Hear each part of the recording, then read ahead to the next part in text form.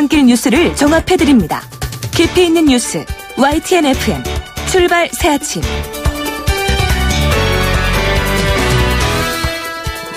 신율의 출발 새 아침 3부 순서 시작합니다. 방금 저희 YTN 뉴스 속보로 여러분 들으셨겠습니다만 북한이 환강댐을 다시 방류하기 시작했습니다. 자, 과거에도 4차례 우리는 북한의 기습적인 환강댐 방류로 피해를 본 적이 있는데요. 신율의 출발 새 아침 3부에서는 지금 속보로 전해지고 있는 북한의 환강댐 방류에 관해서 집중적으로 분석해보는 시간 마련하겠습니다. 광고 듣고 시작하죠.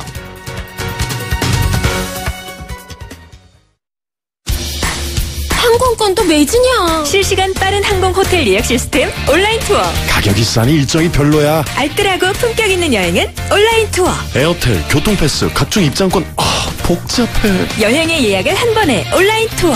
기억하세요. 여행의 모든 해결 온라인 투어. 온라인투어.co.kr. 베이스 도루코 면도기 도루코 베이스 면도기 베이스 안전하고 부드러운 대한민국 면도기.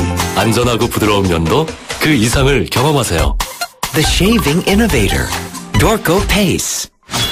비가 옵니다. 비 오는 날은 대리기사님들이 적게 출동하니까 상담원 소연이도 바쁜 날이에요.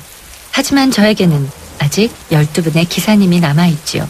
대리운전은 지금부터다. 좌우로 정렬 2588 눌러줘요 2588. 사장님, 성악가 김동규 씨네 집 바닥재 좋던데 우리 집도 똑같은 걸로 해줘요. 아, 요즘 떠오르는 바닥재 스타 강마루. 스타일 좋고 습기 열 긁힘에 강하니까 오래 사용하려면. 그래서 스타 강마루를 하는구나. 성악가 김동규입니다. 강마루 스타는 스타 강마루. 스타 강마루. 온도와 습도를 항상 일정하게 유지시켜주는 항온항습기 전문기업 AR. 전산센터, 반도체 공장, 미술관, 박물관, 귀중품 보관실을 30년 축적된 기술로 AR이 지켜드립니다. 24시간 확실한 서비스 보장 031-497-0561. 아유, 세 단계 종이 또 걸렸어. 정말 재본하나 하려다가 미치겠네. 내가 진작 현대오피스로 바꾸라니까. 오늘 다 날 셀 거야. 이제 스트레스 받지 마세요. 사무기기 전문기업 현대오피스가 책임지겠습니다. 사무기기의 올바른 기준 현대오피스. 안녕하세요, 김시안입니다. 시원한 폭포 소리가 들리세요? 있는 그대로의 자연스러움을 간직한 폭포처럼 맑고 깨끗한 칠성 사이다가 우리 곁에 있습니다. 변함없이 맑고 깨끗한 칠성 사이다. 예, 저희 YTN에서 방금 전에 속보로 전해드렸습니다만 북한이 환강댐을 오전 6시께부터 방류한 것으로 지금 추정되고 있습니다. 그래서 지금 이 임진강 일대에는 상당히 비상 상황에 빠졌다고 하는데요. 자, 지금 상황 어떻게 바라보고 있고 어떻게 대비를 하고 있고 또 얼만큼 걱정들이 많은지 직접 얘기 먼저 들어보겠습니다. 장석진 파주 어촌 계장 전화 연결합니다. 장 계장님, 안녕하세요. 예, 안녕하십니까. 예. 자, 북한이 새벽 6시부터 방류를 시작했다고 하는데요. 네네. 지금 상황이 어떻습니까? 지금은 어제 비가 그치고 해서 수위가 떨어지고 있는 상황이거든요. 저희는 임진강 하류 지역이니까. 예. 지금 수위가 떨어져서 어제 밤새워서 어민들이 이제 어선들을 대비하고 있었는데 또 아직 상황이 여기까지는 더 이상 파악된 게 없습니다. 예. 그러니까 수위도 지금은 그렇게 크게 차이가 나지 않는다. 이런 말씀이시죠. 그죠? 예, 수위가 좀 다소 떨어지는 상황이어서. 도리어 떨어지고 있다. 예.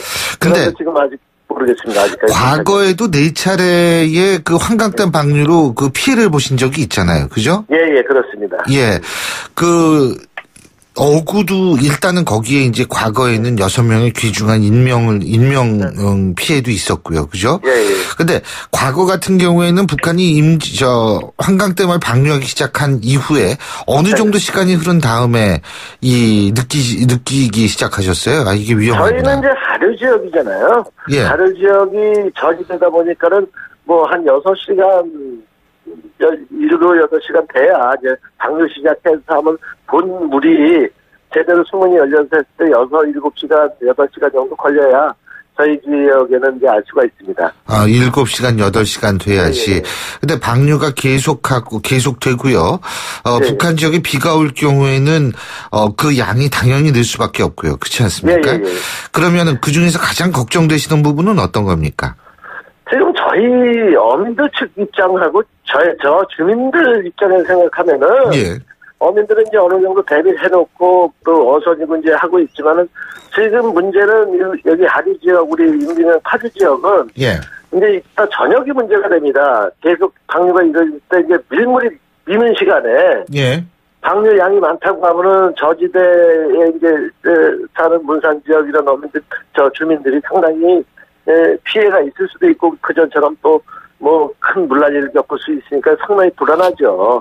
저희들이. 지난번에 물난리 겪었다고 말씀하셨는데 어느 정도 큰 물난리세요? 수년 전에는 96년, 99년 이런 물난리, 어마어마한 물난리도 있지만은 이번에는 이제 우리 어민들의 피해가 집중됐지 않습니까, 5월에. 예. 어망하고 다 잃어버리고 뭐 생태계 파괴되고 한 경우가 있는데 이번에는 지금 물량이 어떨지.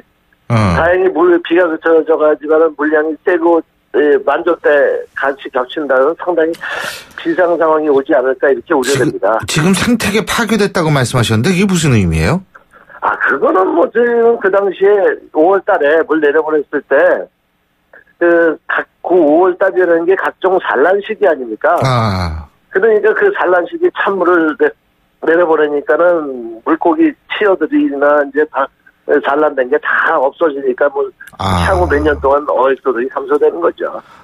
향후 몇 년 동안. 그러니까 결국은 북한이 환강댐을 방류하는 시기에 따라서 이게 당장 어업을 못 해가지고 발생하는 피해보다도 장기적인 피해도 발생할 수 있다 이 말씀이시네요. 그렇죠. 장기적인 피해고 시기에 따라서 또 다릅니다. 어느 때 내려보내느냐. 그거에 따라서 진짜 생태계 파괴라든가 주민 피해.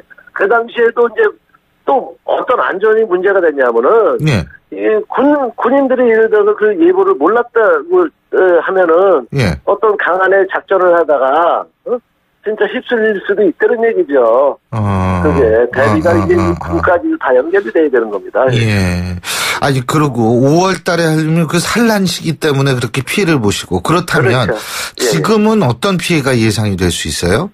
지금은 저희 어민들은 이제 미리 예보가 돼서 지난주부터 이제 그거를 다 끌어올려서 하지만 이제 우리가 미처 어선이 큰 것들은 이제 끌어올렸는데도 그 수위를 넘다 보면은 어선을 이제 유실될 수 있는 가능성도 있고요.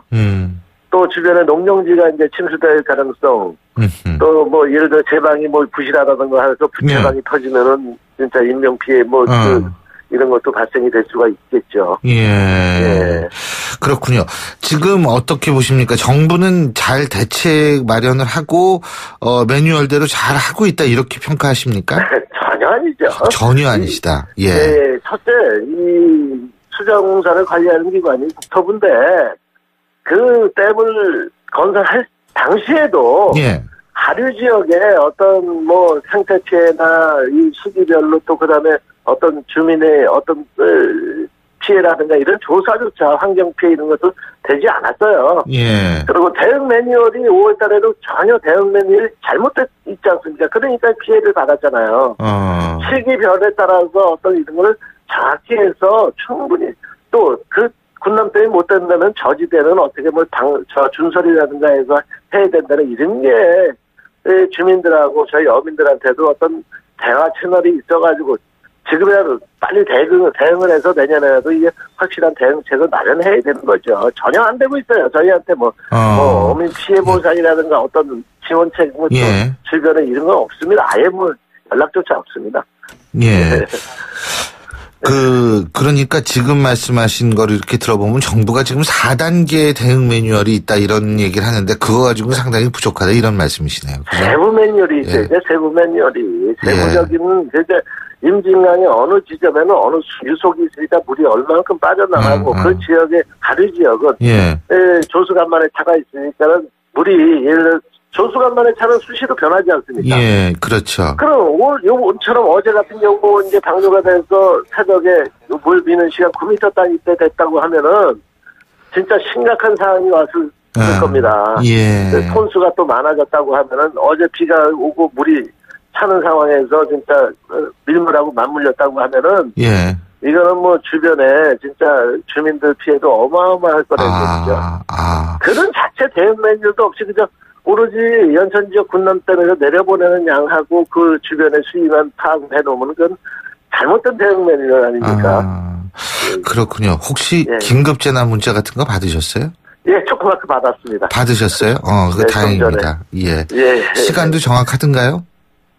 글쎄요, 뭐, 저희 시간, 이런 거, 뭐, 저희 다리 쪽에서는. 그래서 뭐, 문자 받은데, 우리는 뭐, 조업을 하지 말라고 벌써, 뭐, 한 20일 전부터 얘기를 했는데, 뭐, 조업을 안 하고 있으니까, 뭐, 안전이야, 보장을 받을 수 있겠지만은, 지금도 보낸들, 뭐, 저희가 뭐, 그래도 강에 나가서 계속 지켜보는 거죠. 어선들이 어떻게 되는가. 20일 동안 그러면 고기 못 잡으셨어요?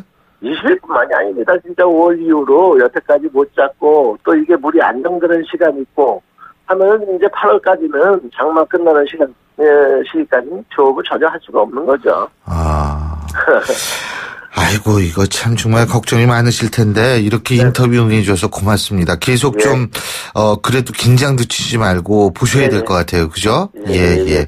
고맙습니다. 감사합니다. 예, 고맙습니다. 예, 지금까지 장석진 파주 어촌 기장 만나봤고요. 계속해서 대신대학교 장석통목공학과 장석환 교수 전화 연결해서 전문가의 입장 들어보겠습니다. 장 교수님 안녕하세요. 예, 안녕하세요. 예. 장석환입니다. 자, 지금 환강댐이 방류를 시작했다고 합니다. 얘기 들으셨죠? 예. 저도 뉴스 봤습니다. 예, 환강댐이 방류를 시작했는데 지금 수자원공사 같은 경우에는 지금 뭐 그다지 많이 방류하기 시작한 거는 아닌 것 같다 이런 얘기를 하거든요. 네. 저희가 이제 북한 상황을 정확하게 파악하기는 상당히 좀 어렵죠, 지금 현 시점에서. 네, 그래서 이제 추정만 할 뿐인데, 지금 상태로는 뭐, 수자원공사가 생각하고 있는 그 큰 영향의 방류는 아닌 것 같은 것으로 이제 평가되는 것 같고요. 또 하나는, 군남댐에서, 환강댐에서 군남댐까지 오는 도달 시간이, 뭐, 적게는 뭐 1시간에서 2시간 정도라고 하더라고요. 3시간 정도. 이제 유량에 따라서 물량에 따라서 다르기 때문에 그렇죠. 보통 그 홍수 때 들어오는 게 한 초당 5m 정도입니다. 그 초당 5m 정도의 속도가 오는데 환강댐에서 군남댐까지 한 57km 되니까 한 2시간 정도 걸린다고 봐야 되죠. 그러나 이제 그것은 물의 양에 따라서 조금 더 걸리고 덜 걸리고 이런 차이는 좀 있을 수 있습니다. 그렇군요. 근데 북한이 이게 사실 미리 예고를 좀 해주면은 어떻게 우리가 좀 준비를 더 할 수 있는 거죠, 그러니까 그죠? 그렇습니다. 예. 이제는 뭐 예고를 하지 않고 방류를 하는 것 때문에 저희가 긴장하고 있는 거죠. 저희가 조금 전에 파주시 어촌 기장님하고도 인터뷰를 했습니다만 지금 정부 매뉴얼이 엉망이라고 얘기를 하거든요. 네. 예? 정부 매뉴얼이 지금 북한하고의 관계가 개선되지 않고서는 정부 매뉴얼이 그게 정확하게 나오기는 좀 힘들 것 같고요. 이제 그것이 군사분계선 이후로 군남댐이라든지 파주까지 거리가 가깝기 때문에 그것을 충분하게 대처할 수 있는 어떤 역량이 좀 부족하다 이렇게 평가할 수 있겠죠. 그러니까 거리가 짧아서요? 예. 거리가 짧아서 충분히 대처할 수 있는 시간적인 여유가 없다. 이 말씀이십니까? 그렇습니다. 근데 그래도 이게 그 정부가 그럴수록 더 대응책을 마련해야 되는 거 아니냐 이런 얘기 나올 수 있는 거 아닌가요? 근데 이제 지금 저희들이 수집하는 자료가 정부 측에서 수집할 수 있는 자료의 한계가 있고요. 또 이제 군사 보호구역에서 나올 수 있는 이제 국방부라든지 또 이제 뭐 국정원이라든지 이런 부분에서 자료를 먼저 취득을 하기 때문에 그런 전달하는 그런 방법이라든지 그런 부분들의 첫 번째 문제가 있고요.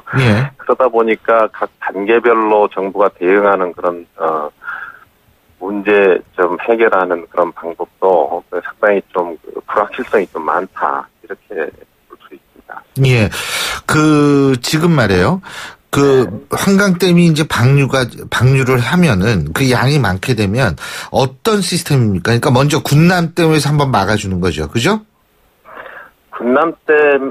군남댐이 유일무이하다고 볼 수 있죠. 유일무이하다. 그렇습니다. 왜냐하면 그 군남댐하고 한강댐 사이에 예. 조그마한 이제 북한 지역에 조그마한 댐이 4월 5일 댐이라고 하는 게 2개가 있는데 그건 예. 홍수 조절 능력이 전혀 없고 물을 그냥 담기만 하는 그러니까 용수를 공급하기 위한 그런 담수 능력만 있는 저수지 같은 댐이기 때문에 홍수 조절 능력은 거의 없다고 보시기 때문에 유일무이하게 군남댐이 홍수 북한의 한강댐에 대비하는 홍수 전용 댐이라고 볼 수 있습니다. 예, 그렇군요. 그러니까 이 군남댐, 그러니까 군남댐 같은 경우에 지금 5분의 1 정도밖에 안 돼 있으면은 북한이 설령 다량으로 방류해도 충분히 막을 수 있는 그런 상황인가요? 보통 이제 댐을 설계를 할 때 보면 어떤 기준을 가지고 설계를 하는데 그 군남댐 같은 경우는 100년 빈도라고 하는 강우가 왔을 때 그것이 하류 쪽에 피해가 없을 정도의 그런 기준을 가지고 한 거죠. 그게 이제 초당 한 10,000톤 정도의 규모인데요. 10,000톤 정도가 오면 군남댐에서 물을 일부를 가두고 그 양이 한 7천만 톤 정도 됩니다. 그걸 가두고 하류로 내려보내면 그 위에 이제 하류에서 범람하지 않도록 하는 정도, 그 정도의 설계 기준을 갖고 있기 때문에 그 이상이 온다면 사실은 그 군남댐의 설계 한도를 벗어난 거라고 볼 수 있는 거죠. 제가 이거 잘 몰라서 여쭤보는데요. 군남댐이 이게 잘 수위 조절을 할 수 있다면 어느 정도 가능하다면 어민들의 피해나 이런 것들을 줄 수 있는 거 아니에요? 그건 아닌가요? 그 부분은 조금 다른 문제예요. 또 달라요? 어떻게 다르죠? 군남댐에서는 그 어민들의 보호 대책까지 이렇게 세세하게 그렇게 할 수 있는 것으로 보지는 않습니다. 그 군남댐은 위에서 물이 내려오는 것을 일시적으로 잡아서 하류에 피해가 없는 정도의 한 거지 갑자기 수위가 올라와서 어민들의 피해 있고 이런 것은 군남댐에서 조절할 수 없는 거죠.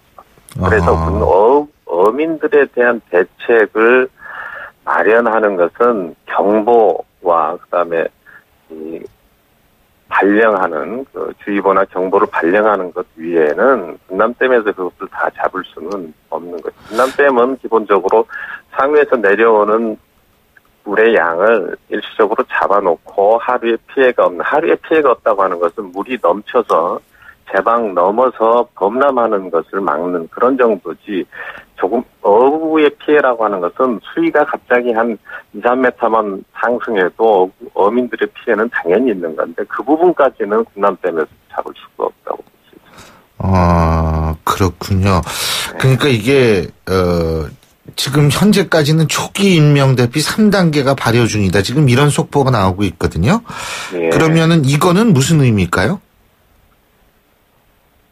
그 이제 수위가 갑자기 상승을 하는 그때 이제 발령을 하는데 그 부분에서 그 기준을 삼는 것이 이제 군사분계선 바로 아래에 있는 우리 흔히 말하는 필승교라고 하는 지점이 이제 횡산 수위국이라고 하는데 횡산 수위국에서 1m가 되느냐, 2m가 되느냐, 7m가 되느냐 이제 이런 걸 기준으로 해서 발령을 내는 그런 기준에 의해서 발령을 내게 되는 것입니다. 그렇군요. 지금 근데 한강댐 얘기했잖아요, 우리가. 근데 북한에 임남댐도 있어요? 임남댐은 이쪽 임진강 쪽이 아니고요. 북한강 쪽에 있는 지금 평화의 댐이. 그렇죠. 평화의 댐 상위에 있는 것이. 여기는 괜찮나요? 거기는 지금 한강댐처럼 물을 만수위로 채워서 이렇게 돼 있는 상황이 아니기 때문에 그쪽은 지금 별다른 이상이 없는 것으로 판단됩니다. 한강댐을 보통 우리가 보통 댐은 홍수기 때 미리 물을 비워놓는데 북한이 지금 거의 만수위까지 채워놓는 것은 좀 상식적이지 않다고 볼 수 있습니다. 왜 그래요? 근데 왜 그렇다고 보십니까? 이유를 알 수가 없죠.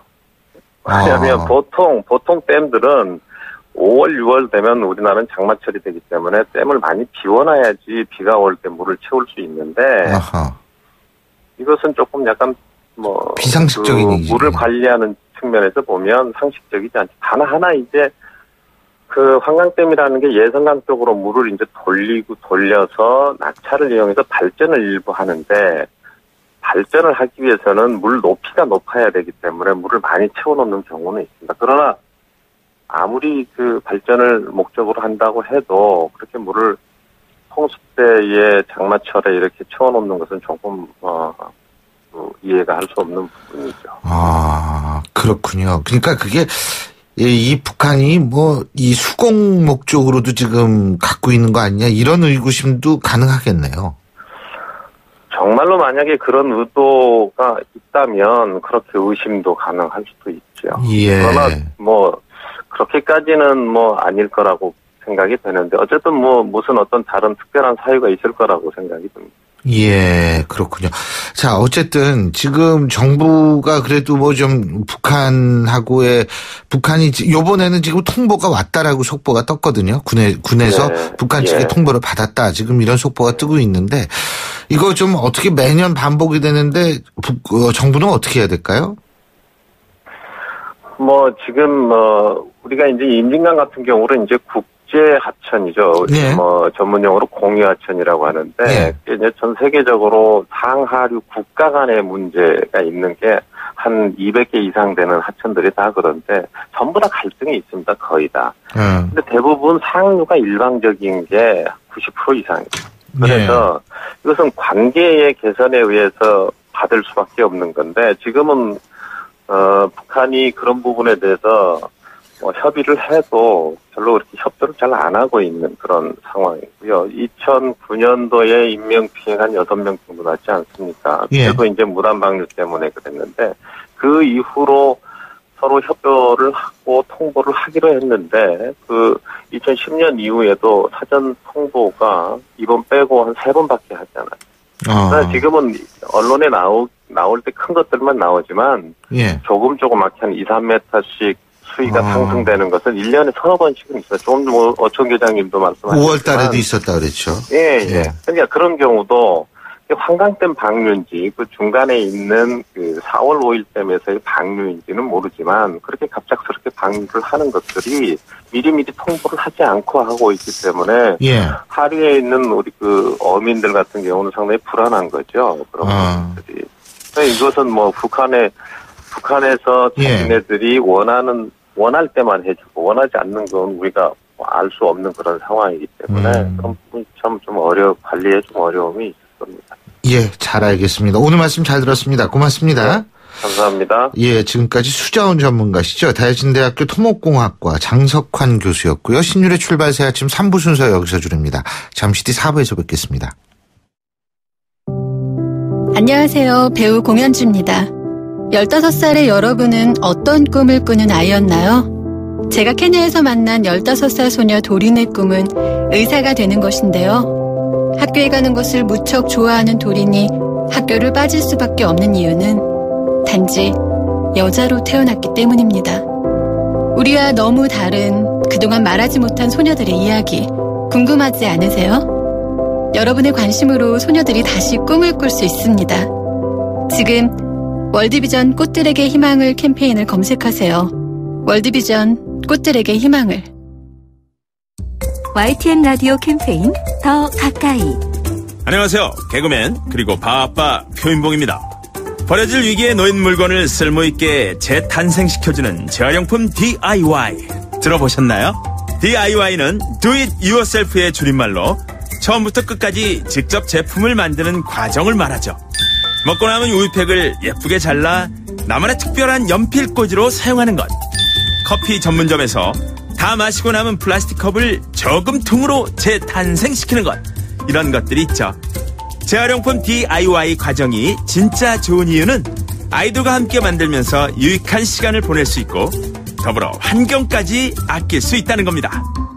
환경 사랑은 더 가까이, 쓰레기는 저 멀리. 재활용품 DIY에 관심을 갖자고요. YTN 라디오 캠페인 더 가까이, 한국환경공단과 함께합니다. 골프 헬스 장갑도 G맥스. G맥스. 생산 장갑도 G맥스. G맥스. 헬스 장갑도 G맥스. G맥스. 가죽 장갑도 G맥스. G맥스. 장갑하면 G맥스. 대한민국 우리 장갑 G맥스. 30년 한길 범양 글러브가 만듭니다. 글러브맥스. G맥스. 날카로운 분석, 내일을 보는 시선, 신율의 출발 새 아침. 신율의 출발 새 아침 4부 순서, 먼저 광고부터 들으시죠. 여러분, 자주 움직여야 합니다. 하루 종일 앉아있는데 어떻게? 3초면 충분합니다.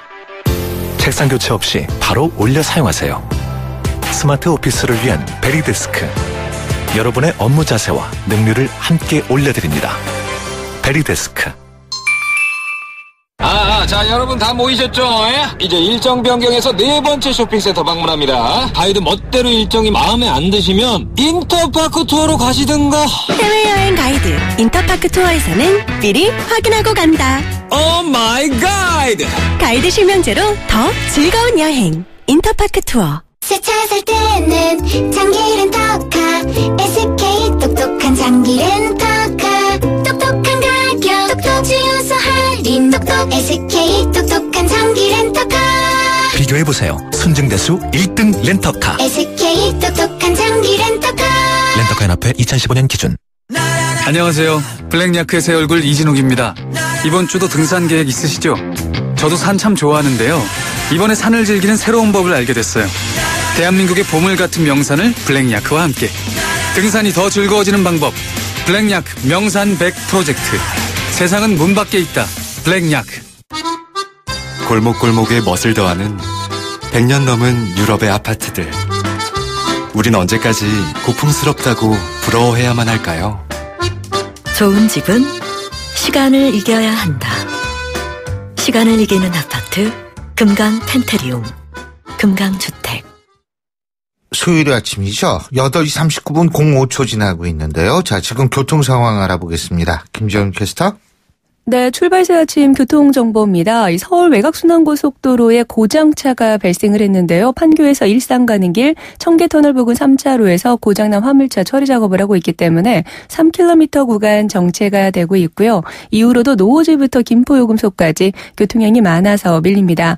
경인고속도로 서울 쪽으로는 가주아 부근에서 정체가 됐다가 다시 신월 부근에서 5km 구간 밀리고 있는데 신월 부근 4차로에는 차량이 세워져 있다는 현장 제보 보니까 이 구간 지나실 때 4차로 피해서 이동을 하시기 바라고요.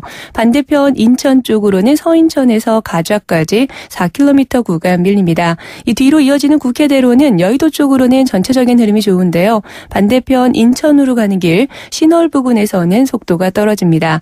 자동차 전용 도로 중에서는 올림픽대로 공쪽 상황이 상당히 어렵습니다. 암사대교에서 성수대교까지 시속 20km 미만으로 차량 밀리고 있고요. 강변북로도 일산 쪽으로는 현재 강동대교부터 천호대교, 다시 잠실철교에서 청담대교, 영동대교부터 성수대교까지 밀립니다.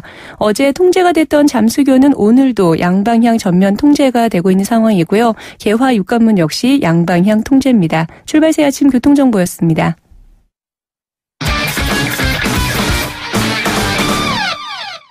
자, 3부에 보통 보내드렸던 스포츠 소식 알아보겠습니다. 최동훈 스포츠 평론가 전화 연결되어 있습니다. 안녕하십니까? 예, 안녕하세요. 아니, 근데 이거 어떻게 된 일이에요? 지금 계속 속보로 전해지고 있는데 속보가 오늘 아침에 너무 많습니다. 이 피츠버그인가요? 강정호 선수요. 예. 성폭행 혐의로 조사를 받고 있다. 이거 어떻게 된 일이에요? 뭐 전혀 예상치 못했던 일이 발생을 한 건데요. 예. 이 시카고 지역의 언론인 시카고 트리뷴지가 이 강정호 선수가 지난달에 이 성폭행 혐의로 조사를 받고 있다고 전했습니다. 이 강정호 선수가 지난달 시카고에서 이 데이트 애플리케이션을 통해서 23살의 여성을 자신의 호텔로 초대했고, 이 호텔에서 술을 권하고 이 여성이 술에 취해서 의식을 잃은 상태에서 강정호 선수에게 성폭행을 당했다, 이렇게 보도를 했습니다. 이와 관련해서 이 피츠버그의 프랭크 코넬리 사장이 이 심각하게 상황을 바라보고 있다, 이렇게 이제 밝혔고요. 메이저리그 사무국과 경찰 조사에 성실하게 협조하겠다는 입장을 밝혔습니다. 예. 강정호 선수가 최근에 15경기에서 1할 7푼 4리로 상당히 부진했거든요. 예. 이 성폭행 혐의로 조사받은 것하고 무관해 보이지 않고요. 오늘 세인트루이스전에서 강정호 선수 2경기 연속 선발에서 제외됐습니다. 그렇군요. 예, 이거가 만약 수사 결과에 따라서 파장이 상당히 커지겠는데요. 네? 파장이 커질 수밖에 없죠. 만약에 경찰 조사 결과가 사실로 밝혀지게 되면은 이 강정호 선수 메이저리그에서 이 선수 생명에 치명적인 영향을 받을 수도 있습니다. 참 이것도 오늘 아침 속보로 전해줬는데 참. 자, 그리고 어제가 리우올림픽 D-30일인데 말이에요. 그죠? 예. 대한체육회가 태능 선수촌에서 기자회견을 가졌는데 4회 연속 톱10이 우리 선수단의 목표다. 이렇게 밝혔죠. 예, 어제 태릉 선수촌에서 열렸던 리우올림픽 D-30 기자회견에 김정현 강영종 체육회 공동회장 그리고 양궁 기보배, 배드민턴 이용재 선수 같은 주요 선수들이 참가를 했는데 이 김정현 공동회장이 리우올림픽 목표로 금메달 10개 이상 4회 연속 톱10을 목표로 제시를 했습니다. 우리 선수단은 양궁, 사격, 펜싱, 태권도, 유도 등에서 기대를 걸고 있습니다. 그렇군요. 지난번 런던 올림픽에서는 펜싱 신아람 선수의 1초의 눈물도 있었는데 이번 리우 올림픽에서는 이렇게 좀 억울한 판정 당하는 선수들이 없었으면 좋겠어요. 예, 이제 그 점을 저는 지금 강조를 하고 싶은데요. 우리나라 스포츠가 국제 무대에서 실력만큼 제대로 대접을 받지 못하고 있는 게 현실입니다. 예. 편파 판정에서 늘 희생양이었고요. 이 편파 판정에 대한 대응도 문제가 많이 있었거든요. 그러니까 우리 선수들의 경기력만큼 스포츠 행정이나 외교 능력이 뒷받침되지 못하고 있는 건데 이 과거에 사실 눈앞에서 편파 판정이 벌어져도 룰을 제대로 모르거나 영어를 한마디 못해서 그냥 지나치는 경우도 많이 있었던 게 사실이고요. 올림픽 같은 국제 종합대회에서의 실력은 선수들의 경기력 플러스 외교와 행정입니다. 2012년 런던 올림픽에서 우리가 얼마나 이 외교와 행정이 중요한지를 여실히 깨달았기 때문에 이후 이 4년 동안 대한체육회가 얼만큼 변했고 또 얼만큼 외교와 이 행정 능력을 키워왔는지도 이번 리우 올림픽에서 평가를 받아야 된다고 봅니다. 예, 그거는 당연히 받아야 되겠고. 근데 리우 올림픽 여기도 문제는 아직도 많은 것 같아요. 요트 경기장 수질 문제 막 선수들이 두드러기 나고 이랬는데 예. 이거 아직도 개선이 안 됐다고 그러죠? 예, 그렇습니다. 이미 올림픽에 30일도 남지 않았기 때문에 지금쯤이면은 이 개최 도시인 리우데자네이루에서 각종 올림픽 관련 행사 소식이 쏟아져야 되는데 이 계속해서 들어오는 소식이 떼강도, 총격전, 강도 사건 이런 거라서 저도 약간 좀 민망한데요. 예. 어제는 미국의 스포츠 전문 채널 ESPN이 이 올림픽 요트 경기가 벌어지는 이 구아나바라만에서 엄청난 기름막이 형성이 됐다고 보도했습니다. 예. 그래서 이 경기가 문제가 아니라 훈련조차 힘들다고 했는데 어느 정도냐 하면은 이 핀란드 대표팀이 훈련을 했는데요. 이 요트 색깔이 흰색이었거든요. 예. 이 흰색이 아예 갈색으로 변했다고 합니다. 그리고 이 죽은 물고기들이 이 바다 위 떠다닐 정도라고 하니까 이 과연 제대로 진행이 될 수 있을지 좀 걱정스럽기도 합니다. 아이고, 참 희한한 올림픽이 될 것 같습니다. 오늘 말씀 여기까지 듣겠습니다. 고맙습니다. 예, 고맙습니다. 예, 지금까지 최동원 스포츠 평론가였습니다.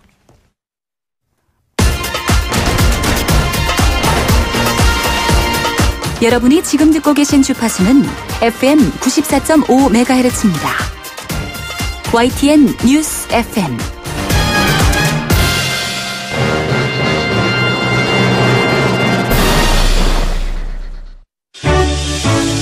역사의 시선으로 뉴스를 읽어봅니다.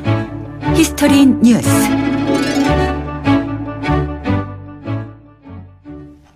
정부의 지방재정 개편안, 다시 말해서 예전에 기초자치단체장의 몫이었던 재정을 광역시도장 재정으로 전환을 해서 이 각 지방자치단체의 상황에 따라서 분배하겠다는 건데요. 여기에 대해서 이거 이제 조만간에 정부는 입법하겠다는 입장인데 여기에 대해서 경기도 일부 지역 기초단체장들은 굉장히 반발하고 있는데 또 충청 지역의 기초단체장들은 입장이 또 다르고요. 그러니까 기초단체의 입장에 따라서 이것을 바라보는 시각이 좀 많이 달라집니다. 자, 그래서 오늘 히스토리 뉴스에서는 지방의 재정을 관리하는 방법, 옛날에는 어땠을까 한번 생각해보는 시간 마련했습니다. 역사학자 전우영 박사님 스튜디오에 모셨습니다. 어서 오십시오. 네, 안녕하세요. 예. 자, 재정 정책을 통해서 추구하는 목적이나 목표. 사실 재정이라는 게 이게 공공성을 띈 게 얼마 되지 않지 않습니까?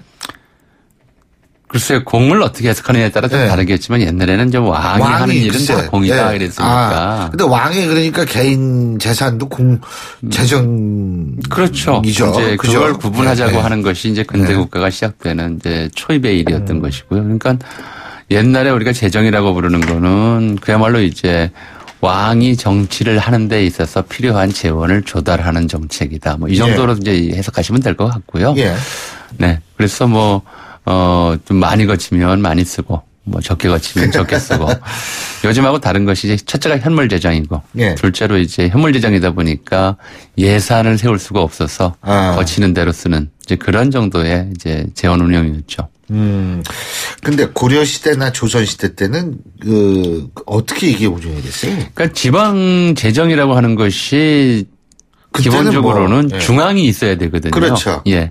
중앙으로 상납하지 않으면 지방 재정이 아닌 거죠. 그리고 상납한 나머지가 지방 재정인 거죠? 그렇게 볼 수도 있는데요. 조금 이제 이 부분은 좀 복잡한 과정을 거칩니다. 그러니까 고려 시대만 해도 지방에 대한 통제력이 미치질 않아서 우리가 왜 고려 초에 보면 호족세력이라고 하는 사람들이 나오지 않습니까? 호족. 예. 신라 말에 이제 호족이 등장해서 결국 신라를 분열시키고 고려 왕조로 이어졌다 이렇게 얘기를 하는데 이 호족 같은 경우에는 각각 제 지방에 대한 통제력을 가지고 있으면서 당연히 이제 세금을 걷는데 중앙이 안 바치는 거죠. 그러니까 이제 독립된 하나의 이제 지방 정권처럼 운영이 됐던 것이고 고려 왕조가 끊임없이 이제 이 호족 세력을 억압하는 방법이 이들로 하여금 세금 바치게 하는 거. 그런데 고려 말까지도 전국에 걸쳐서 그런 통제력이 제대로 작동했는지 이 부분은 좀 의심스럽죠. 사실은 이제 그런 노력을 지속적으로 해왔지만 제대로 안 된 경우가 많았고요. 그래서 조선 시대 들어와서 이 부분들이 가장 좀 중요한 국가 과제로 인식이 되어서 지방에서 이제 호족 세력이라든가 이거 향리라고 불렀죠. 이제 그 당시 향리라고 불렀는데 향리 세력들이 독자의 세원을 갖지 못하도록 하는데 굉장히 이제 국가적 영향을 기울였던 거죠. 그래서 보면 이제 형식적으로는 그렇습니다. 그러니까 모든 땅은 왕의 땅이다. 보천지하 막비 왕토라고 하는 중세적 관념에 입각해서 세금을 안 내는 땅은 없어야 한다. 왕에게 세금을 안 바치는 땅은 없어야 한다는 것이 원칙인데, 근데 이제 당시의 교통 조건이라든가 또 현물 재정에서 지방에서 예컨대 쌀을 1000가마를 세금으로 낸다고 치면 1000가마를 중앙에다 세금으로 바치고 또 지방 몫으로 그중에서 중앙에서 배치해서 배분해서 한 500가마를 돌려준다고 하면 그거 좀 운임이 마땅치 아니죠. 그렇죠? 그러니까 이제 지방 관청이라든가 군문이라든가 또 이런 이제 그밖에 역이라든가 원이라든가 역원이라고 하는 건 이제 교통 요지에 설치한 그 숙소이거나 말 비치하고 기르는 곳이죠. 이런 곳은 독자적인 세원을 갖도록 아예 띄워줍니다. 땅을. 그러니까 너희 동네에 요 땅은 거기서 나오는 소출에 대한 세금은 국가로 바치지 말고 무슨 관청에 맞춰라. 무슨 군문에 맞춰라. 이런 식으로 이제 결정을 해서 지방 몫과 중앙 몫이 이제 나뉘는 형태의 그런 이제 재정 운영이었다고 보시면 되겠습니다. 근데 알아서 재정 운영했던 지역은 없어요? 그러니까 이게 이제 알아서라고 하긴 좀 그런데요. 완전 지방자치나 알아서면. 예. 아니, 다 알아서 하는 거죠. 그러니까 중앙에 상납할 부분을 빼고 나머지는 이제 지방관 재량으로 쓰게 되는데요. 지방으로 이제 안 보내는 지역들이 좀 있었습니다. 조선 초기에도. 함경도, 평안도 지역은 이제 국경에 인접해 있어서 평소에도 군사비가 많이 지출이 되고요. 특히 이제 평안도 지역은 돈이 많이 들어가는 중국 직사가 가끔씩 오고 가고 하는 곳이고 우리나라 사신들이 또 중국 갈 때도 이제 통과하는 곳이기 때문에 이거 접대비가 만만치 않거든요. 그러니까 그런 비용으로 쓰라고 이제 평안도 지역 이건 이제 세금을 걷어서 중앙에 상납하지 않고 관찰사가 임의로 쓰게 했습니다. 그러니까 그렇다 보니까 이제 이 특별자치시나 뭐 이런 식이죠. 특별자치도죠. 예. 그러다 보니까 평안감사가 오죽하면 평안감사도 저하기 싫으면 예. 그만이라는 말이 나오겠습니까? 하필이면 경기감사도 아니고 평안감사였다는 거죠. 그만큼 이제 재정적인 재량권이 컸고요. 우리 근대의 가장 큰 부자로 알려졌던 이제 식민지 시대 일제강점기에 한국인 중에서 제일 가는 부자. 이영희? 그러면 아닌가요? 민영휘를 꼽았습니다. 민영휘. 예. 이 사람이 이제 치부하게 된 것도 거의 마지막 단계 평안감사가 제일 좋던 시절에 마지막 평안감사를 했기 때문이다라는 것이 이제 일본 정설이고요. 그만큼 치부에는 돈벌이에는 가장 좋은 자리가 이제 평안감사 자리였죠. 이때도 한 자리 하면 돈이 좀 들었군요. 예. 그 정도가 아니고요. 이제 뭐 단순하게 재정만 운영하는 게 아니고 예. 주전권, 그러니까 화폐 조제. 화폐 주조를 해서 군비를 쓰겠다고 독자적으로 화폐를 주조할 수도 있었고요. 그건 조금 오바네요. 네? 근데 화폐까지 이제 독자적으로. 당시 화폐가 이제 대체로 뭐랄까요, 이제 실물 가치하고 이제 뭐 명목 가치하고 실질 가치하고 거의 근사했기 때문에 화폐 주조권의 본래는 이게 특권이 될 수 없는데 이제 악화를 남발해서 이제 돈을 벌고 그랬던 거죠. 그러니까 근데 이때도 사실은 상당히 착복도 심하고 이런 일들이 많았을 거예요 아마. 굉장히 많았죠. 중간에 뛰어먹는 분들이 예. 그러면 이제 파직되고 이제 이런 장리라고 해서. 그게 이제 중요한 거는요. 재수 없으면 파직이 되는 대대손손이 예. 이제 벼슬길이 막도록 하는 이제 법을 만들었음에도 불구하고 이게 사실은 이제 경제적 문제라기보다는 정치적 문제로 많이 불거져서 조선 말기 후기쯤 돼서 노론 일당 집권 체제가 이제 만들어지면서 견제가 안 되니까 지방관들이 이제 세도가한테 외물을 바치고 관직을 사죠. 이런 일들이 흔해요. 그러니까 견제가 되면 이게 탄핵거리인데 견제가 안 되니까 탄핵을 안 받고 넘어간단 말이에요. 중앙세도가가. 그러니까 지방관은 지방관대로 이제 그런 세도가한테 줄을 대서 관직을 사면 또 좀 낸 돈은 뽑아야 될 거 아닙니까? 그러니까 이제 예정된 조세보다 정해진 조세보다 더 많이 걷는 거죠. 예를 들어서 이제 지방간의 탐악이라는 문제가 생기고요. 더 많이 걷는데 더 많이 걷으려고 해도 또 가끔가다 사고가 생겨요. 뭐 흉년이 든다든가 조세 상납 과정에서 강도를 맞는다든가 배가 침몰한다든가 뭐 이런 문제가 생기면 이제 세금을 아예 못 내는 거죠. 건체. 그런데 이러면 이제 당연히 탄핵되고 역시 파직되고 처벌받아야 하는데 AS가 있는 거죠. 뇌물받은 이제 중앙의 세력가가 예. 뒤에서 좀 봐주는 거죠. 그 정도까지 할 일 아니다. 뭐 이렇게 하니까 문화 전체가 안 그러면 바보 되는 문화, 착복하지 않으면 바보 되는 문화가 생기는 것이고요. 또 윗물이 좀 맑지 않으면 아랫물도 좀 그렇다고. 그렇죠. 이제 지방관 자신이 그렇게 지방에서 좀 부정하게 돈을 좀 챙기려면 혼자 힘으로 안 돼요. 그거를 밑에서 좀 실무를 처리해주는 아전들이 도와줘야 되잖아요. 그러면 아전이 부패한 자기 수령이 부패하고 좀 이렇게 부도덕하게 돈을 긁어 모은다는 걸 아는데 예. 자기라고 청렴하겠습니까? 다 이제 같이 이제 나눠 먹는 기술들을 발전시키는 것이고요. 이런 것이 조선 후기 이른바 삼정문란 또는 이제 세제문란, 재정문란으로 이어진 경로였죠. 이 부패라는 게 결국은 어떻게 인류 역사랑 함께할 수밖에 없는 존재인가 이런 생각이 드네요. 오늘 말씀 여기까지 듣겠습니다. 네. 고맙습니다. 네. 예, 지금까지 역사학자 전우용 박사님과 함께했고요. 수요일에 보내드린 신율의 출발새 아침. 오늘도 북한의 이 평강댐 방류로 인해서 정신없이 진행하다 보니까 벌써 마무리 지을 시간이 됐네요.